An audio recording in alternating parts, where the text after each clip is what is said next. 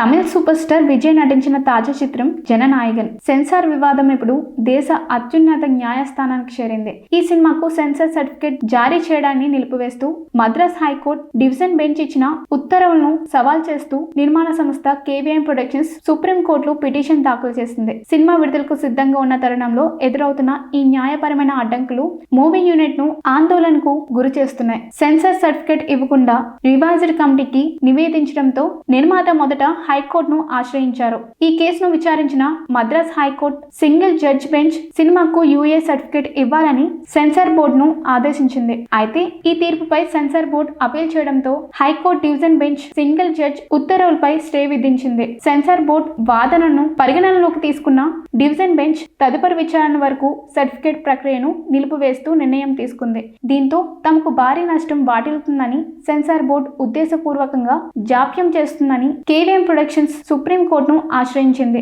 High court division bench ఇచ్చిన స్టేను తొలగించి cinema విడుదలకు మార్గం సగమం చేయాలని తన పిటిషన్లో కోరింది. సుప్రీం కోర్టు స్పందన బట్టి జననాయగన్ రిలీజ్ తేదీ ఖరారయ్యే అవకాశం ఉంది.